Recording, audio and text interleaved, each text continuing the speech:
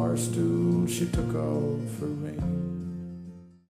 How do you fit the work of writing into your life, and what does that look like? Yeah, I think that's like the most important question, actually. I don't know. I went to this one night when I was getting out of Columbia that was hosted by women for women, and it was about that, just like the practicalities of how do you be a writer in the world, say you've made this like mental commitment to yourself. And Margot Jefferson said something interesting, which was, do the job where you make the most money for the least amount of time. And it doesn't necessarily have to be a job that is even anything related to writing, you know? And there's something about that really makes sense to me. I think for me, like, teaching has always been such a goal in and of itself. And I feel like for me, I don't get drained. I get emotionally drained from teaching, but I feel like there's something like the kinetic energy of being creative in the classroom like helps me create in a way. So I feel like it actually kind of like pushes me into being able to generate work rather than not. But it's a terrible job to have as a writer because you make no money doing it. So you have to do so many classes, which takes up so much time. So the reality of like, I'm not somebody that has ever been able to have a schedule. I always read that stuff about George Saunders, like when he worked full time at his ad company and would get up every morning and put on a pot of coffee at 4 a.m. and write before he went to work. And I think that's so admirable. And there's certainly nothing stopping me from being able to do that. But I feel like I write in like big chunks of time. Like I was at McDowell last winter when I was working on the final edits to this book and when I was starting the next two novels. And I think I work well like that. Like some people say having big chunks of unstructured time is really like they can't do it. They just feel overwhelmed. Whereas for me, I feel like in that way you just don't have the pressure of feeling like an hour went by and I haven't like produced something, or an hour went by and I wrote something and I'm really unhappy with it and now I have to like delete it and start again. Or I don't know, I think the first week I was there I just spent my entire time rereading stuff I had written and trying to get back into my own voice, you know, like where do you pick up when life is busy and you're a full-time job, and I can't just go back to something totally unfresh, you know. I feel like I have to be like in that same kind of headspace for a while, so I'm really looking forward to winter break coming up and being able to do that. So for me it's about being able to be like, okay, what portions of my life with teaching do I have enough unstructured time where like I know for 2 months this is what I'm doing, and then I need to set really clear goals for that time. Like I absolutely need to have 100 like really like stellar pages of this next novel done by the end of the winter, just because if I don't, like the next time I'll work on it really will be the summer, and then it'll be the fall, and years roll by like very quickly in that way. So I'm probably not the best person to like, I don't have any good rules about like practice of writing.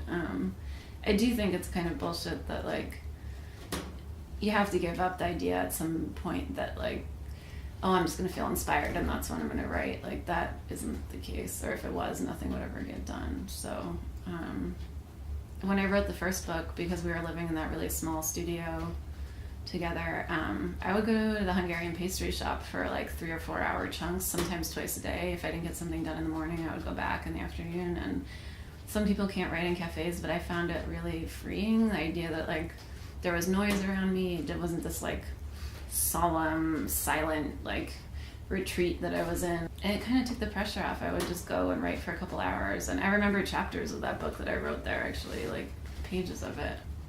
So I guess that was my ritual a little bit. Like I would go there, and they didn't have internet, or to my memory they didn't. I'd read a little. That is one thing I do always before I write. I never go to the page cold. Like I was reading Barry Hannah's Airships, that story collection. I was reading also Barry Hannah's Hey Jack, the most amazing little short novella that nobody talks about. And I was reading that just repeatedly, and Christine Scott's Florida. So I had those 2 books, and I would literally read them, like try to hear the music in my mind, and then write for the day. Like, so that was probably my practice. And it'll be totally different with this. Like I wouldn't read either one of those books for this next thing. And I think my first part of the practice is like find a space where you can do it, find time when you can do it, and gather the other books by writers' voices that you want to be surrounded by. Like I've got a pile in the den going of like my winter reading, and it's not even books I really necessarily like want to read or haven't read before, but it's just books that I know are related to the voices I want to have in my head, like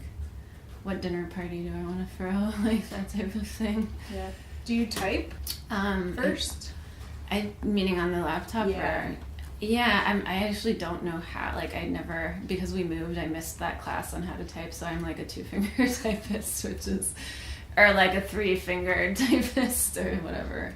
How do you revise? Do you have any?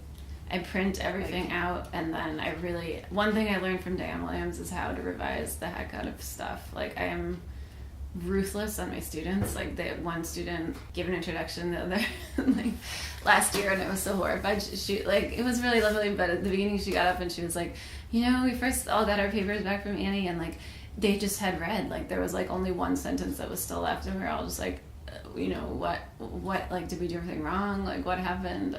And I think I'd forgotten that, like, I'm so used to working with Diane as an editor that you send her something and you might get a story that's 20 pages back, like long, like back, and it's a page and a half. Like, she's found and she's numbered the sentences like 1, 2, 3, 4,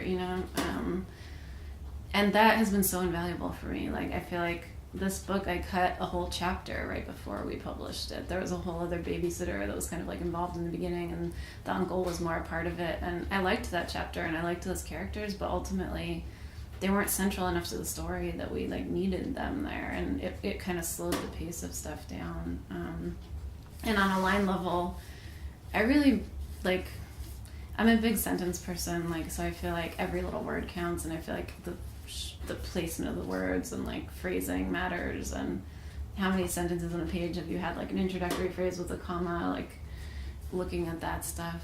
Even looking at for broad stuff, like I learned from Gian, the one edit he actually had, he didn't really edit at all, but he was like, you use the word some all the time. It was, or something, it was like the lake or something, or something, or it was sort of something like this, and it must have showed up like 25 times across the whole book, and it was so embarrassing. I mean, it was like, how did that even get in there? It's such a worthless word, but... Right, it's like your own tics or something that you don't notice. Yeah. So it's like it's a sort of a kill your darlings philosophy. Yeah. Yes, which then just means in order to have something left, you just have to keep writing more. Yeah. Writing more and just editing more. Like, I feel like that's the thing with editing that's kind of like antithetical. It's thinking like, oh, I'm editing it down so I have less, but you actually have more because you're actually beginning to have publishable material, whereas before you had nothing because you just had this swamp of language. And yeah, even to get a clean page of like language, I think it's amazing. And a page, I mean, that was really my process, was like get it done and then print it out 1,000,000 times, and I could only do it in physical print, like in red pen, just cross out every word or remove stuff. And I was doing that until the very, very end. Like, I finally felt good about the copy that went out, and Catherine Fulkrad, who is Gian's editorial assistant, is fucking brilliant. Like, she was amazing with it. I mean, she caught stuff that I had not even looked at, and I was like, how could that be possible? I've looked at this like under a microscope so many times. Do you labor over the sentences because they're so important? Do you like get stuck, or? I feel like the thing is to try to labor over sentences that then don't feel labored, and that's the hard part about it. Heidi Jilovitz told me something great in thesis conference once at the end of school, and she was like, because she looked at the first 30 pages of this book that are no longer even part of it, and she was like, some of the sentences work and some of them it's just like, it's over labored, like, and you've got to be able to see the difference between the two of those. And that was actually, I mean, it was hard to hear at the time, but it was so helpful because, I mean, I didn't want it to just be a book that was about like beautiful sentences and like trying something new artistically. Like, that wasn't like, I want to make sure the language is top notch, but I wasn't trying to just write a book of sentences either. And in fact, that was something that kind of, like, I feel like that was one of those like snide, backhanded like compliments that I got from a couple agents that were like, oh my god, you're just such an amazing sentence maker, as if like that's all I would ever be able to be, like one sentence at a time. And so that always makes me be like, okay, whatever.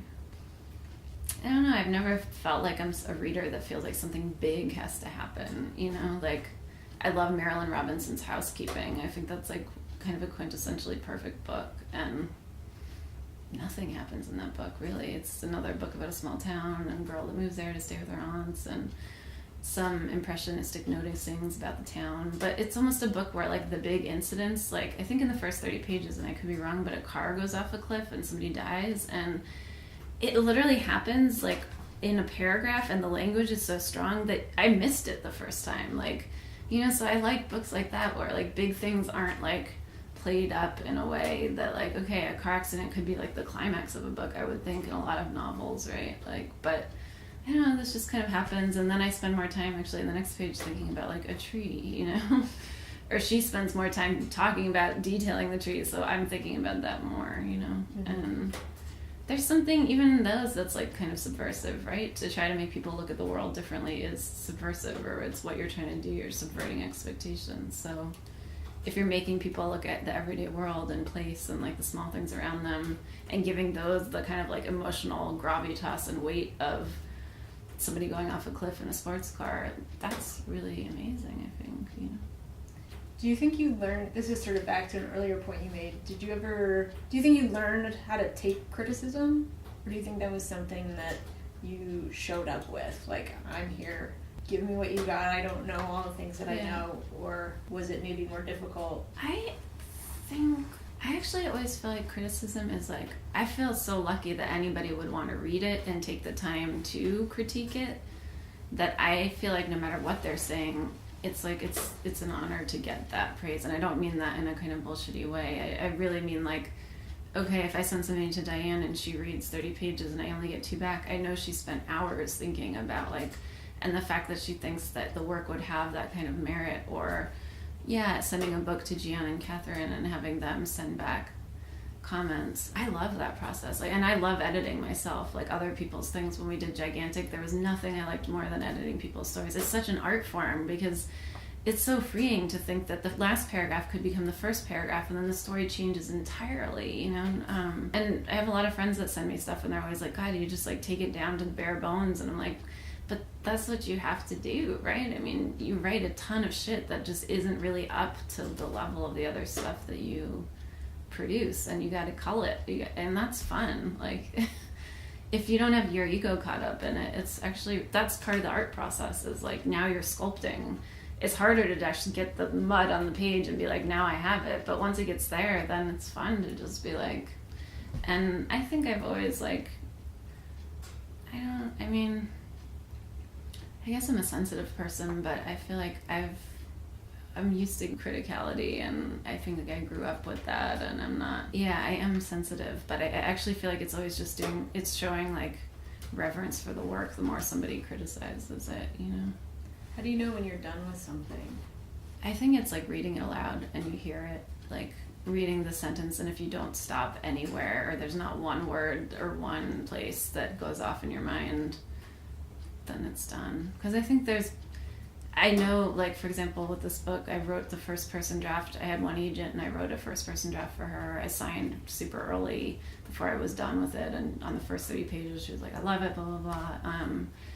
And then I wrote the book and sent it to her, and we had to wait like 7 months before I got criticism from her, and then I wasn't sure if the criticism was even really from her or assistant, because it was just like an attachment to an email and a blank email body. I mean, it was so like, to your point about criticism, like, it's all also about how it's delivered, right? Like, there's this great book by Betsy Lerner, the agent and editor, who is actually coming to visit my class at Columbia this week to talk about, to teachers, like, how do you deliver feedback to students? Because it's so important. And I don't think it's the criticism itself, it's like how you frame the criticism. So yeah, you don't just attach like a Word document worth of criticism to like a blank email to a client, and then they get it and they have no idea how to take it or what to expect. And so I got that from her, and being really young and inexperienced and like self-doubting, I was like, oh well, maybe I'll never find another agent, like I need to do what she says. And I rewrote the whole book, and this wasn't her idea, but based on the sort of feedback she gave me, it was like, I want the characters to be more filled out and what their interiority is and what all their motives are. So I rewrote the whole book in the third person, like exploring Otto Hauser, exploring the mother. And it was fascinating because I got to know those characters really well. But when I got done with it, I was like, this is not the book I wanted to write. I mean, it's just a totally different book. It's like, it's psychological realism. I've always hated reading those types of books.